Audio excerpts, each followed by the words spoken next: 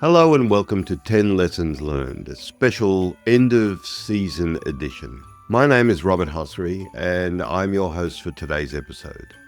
With us today is Diana White, Siebe Vanderzee and Codie Comeau.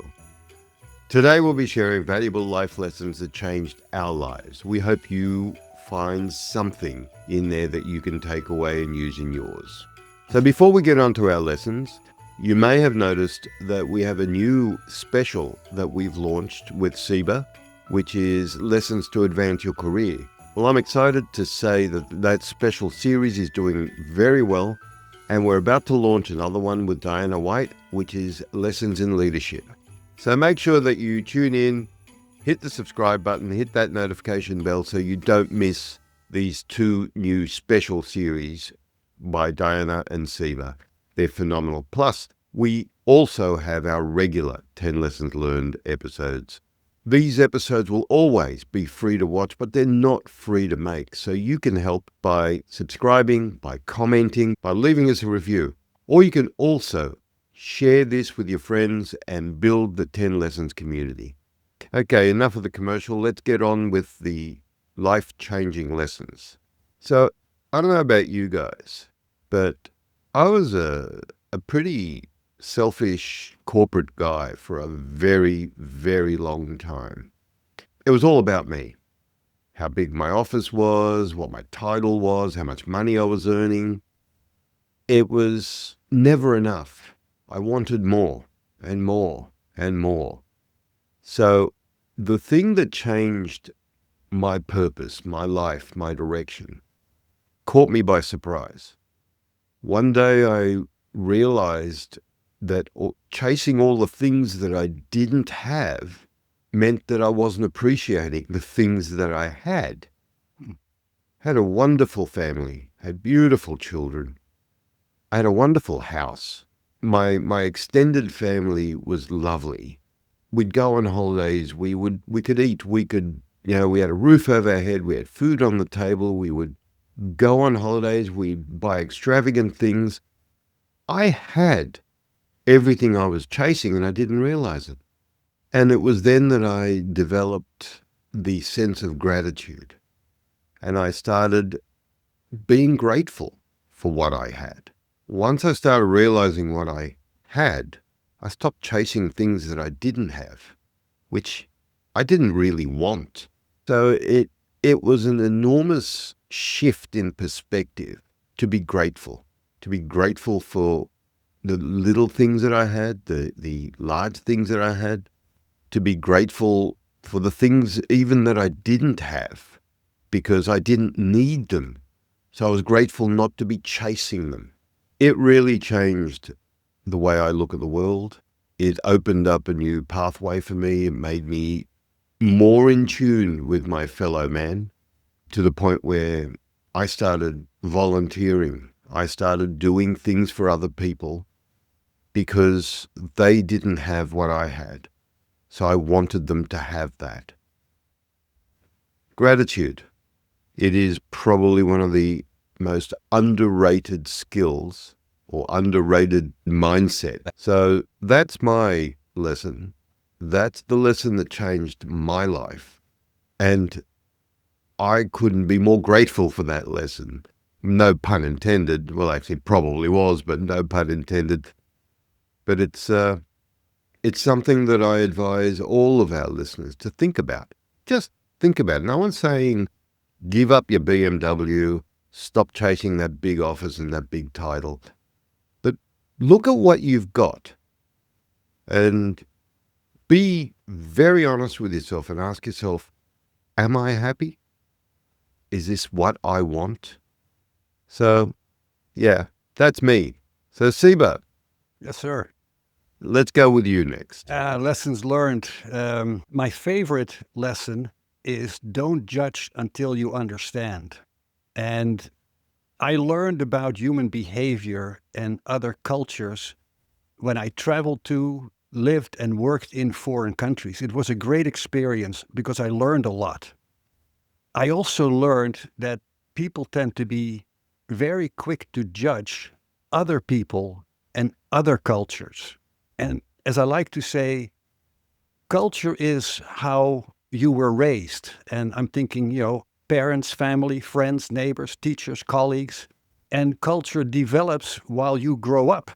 Now, first experience in a foreign country, when you travel to a foreign country, it can be perhaps somewhat challenging because we tend to compare and judge other countries, other cultures to where we are from. And of course, and I say it jokingly, our culture, whoever our culture is and whoever we are, our culture is always the best because you know what? We know what we're doing. But if you go to a foreign country, and it depends on the country, of course, where you're coming from and the country you're going, but let's say differences with language, food, traffic, clothing, but also behaviors, communication, management, problem solving. It's different in different cultures, different countries. Now, it's not just my experience. There's some scientific research, but people tend to make very quick judgments, typically based on their own culture and their own expectations, comparing it to different behavior, other cultures. Wait a minute, we do it the right way, so why don't they don't do it that way? Now, being different, of course, doesn't mean being better or being worse. It just means being different.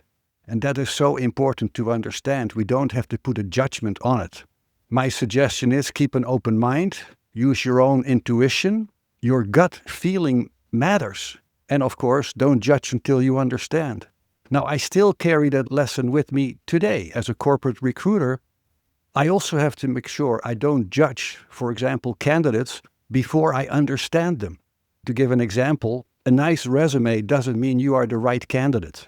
There is a lot more to it. So I feel very fortunate that I have learned and experienced a lot, but I also truly realize how little I know. And that is why don't judge until you understand is my favorite lesson. Merry Christmas. Thanks, Siebe. Codie, because I'm going to save the best till last. Of course. Always got to save best for last. And just relating real quick to Siebe's point there, it almost reminds me of the Walt Whitman quote, be curious, not judgmental, right? Yeah. So being able to ask those questions and to Open mind. be curious. Yeah, exactly. Open-mindedness. Anyway, enough of my Ted Lasso references here. Obviously I'm on the younger side, and so I haven't had a whole lot of life experience comparatively, but I still believe that as we grow up, there are those moments that define you, and I'll never forget probably the single most valuable lesson, aside from, be respectful and manage, things like that, but genuinely a life lesson that my father had taught me growing up was to pick your battles.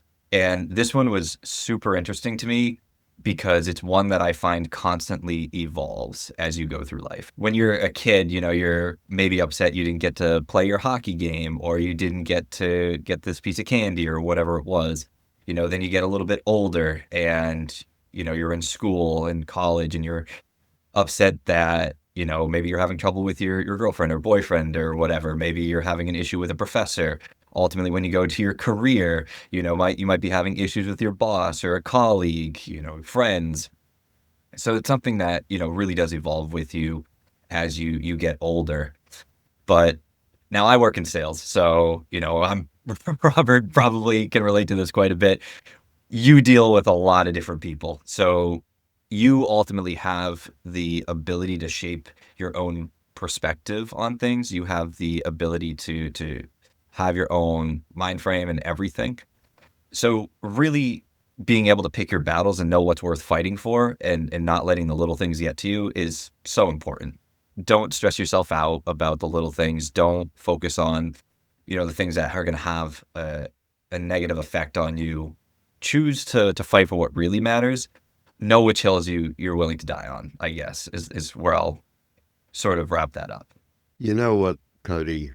That lesson, pick your battles, is universal. And it helped me in many aspects of my life, including relationships. Yeah. It's very clear, and it's also helped me understand gratitude better.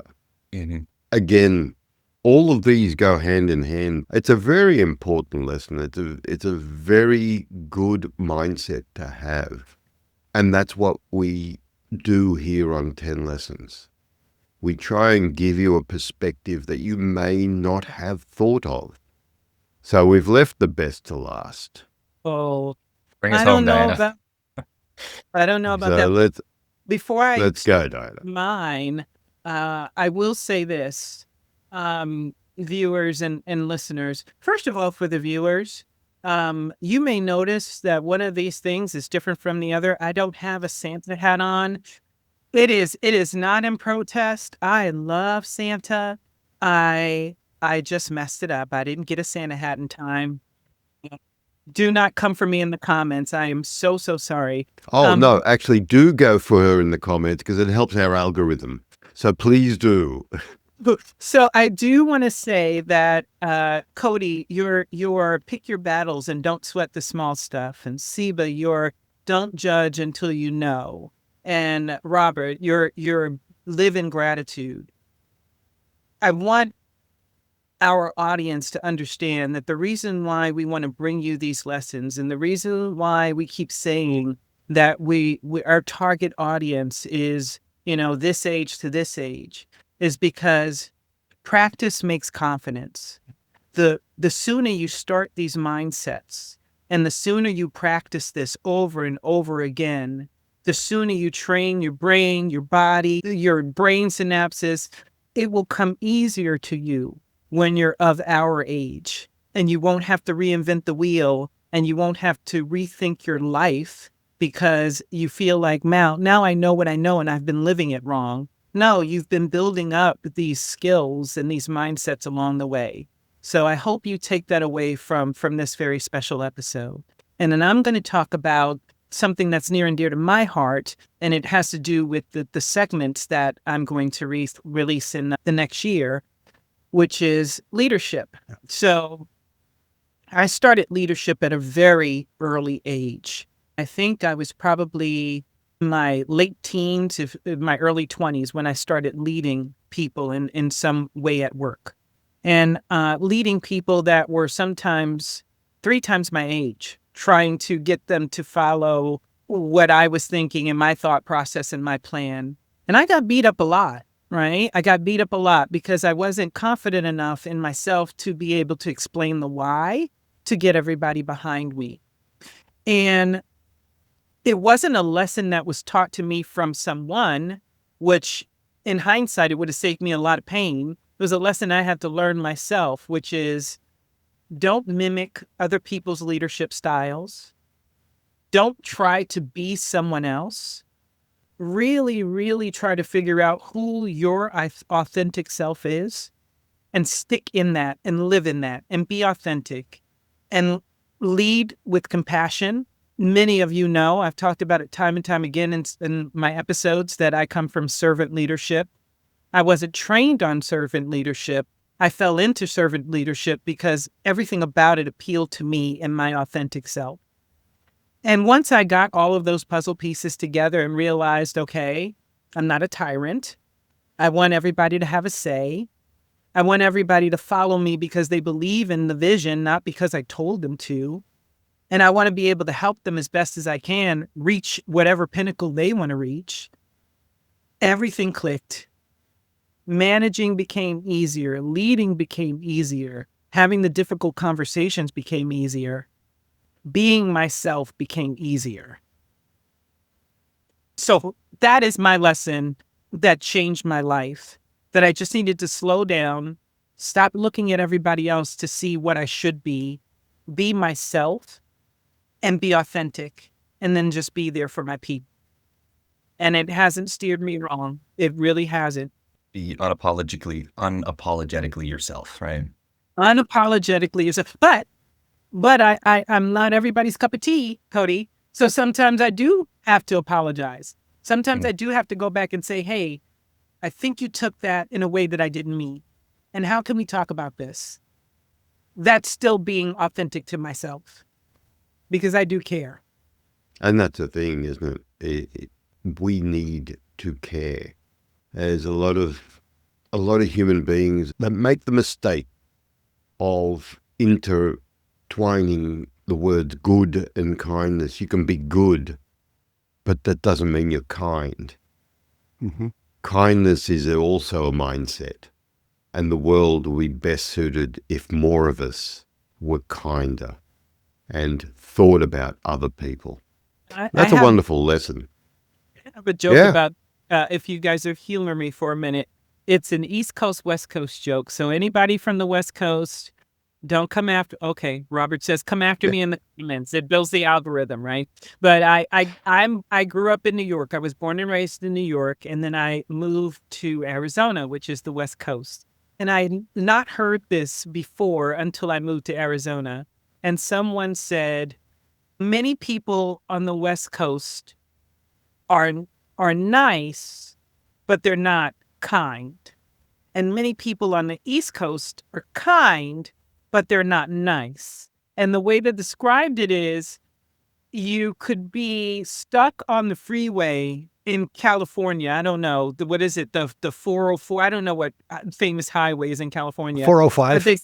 The 405. You can be stuck on the 405 and Californians they'll look at you with the sad face, like, oh my goodness, so sad for you. And they'll wave, like, hope you get help, but they'll keep on going.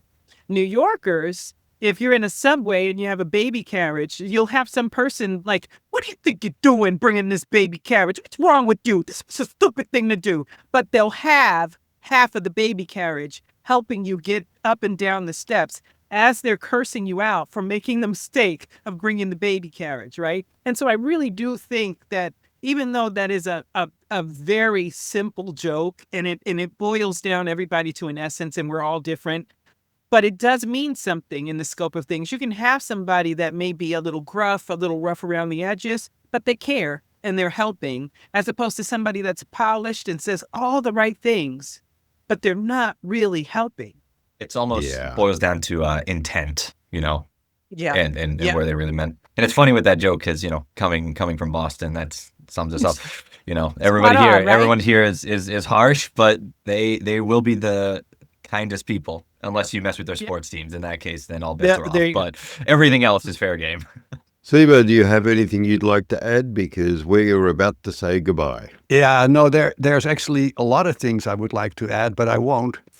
I think when we're talking about lessons, and these are powerful lessons, sometimes there are situations where people around you are in a difficult situation. And in my brain, I want to help them. And it can be in a public situation and almost, I don't get into politics, but in a political type of situation. How dare you open up your mouth? It has nothing to do with you. And I don't think it's fair to expect any person to act on behalf of other people, but there are people, and I think I'm one of them, that cannot keep myself quiet when I see injustice happening around me. And it happens, unfortunately, all over the world, and I cannot control that. That's not my intent. But if it happens close to me, it could be in a company where I'm working or in the environment where I'm working, I personally have a hard time keeping my mouth shut, even though it's not in my interest to speak out. And I just want to throw that in again for all positive intents and of course, Christmas time and looking at next year. I do believe it's important for certain people to speak out. And yes, I've had it that I was wrong and apologized for what I said, but I never had regret that I spoke out because at that moment, I felt it was appropriate. Yeah, we need more people to do that. So all these lessons, and the extra one from Siebe, speaking out, all these lessons are things that I would strongly advise you, dear listener, to internalize, think about. And as Siebe said, it's Christmas time. So from our families to yours, have a wonderful Christmas. May Santa bring you all that you wish for. And,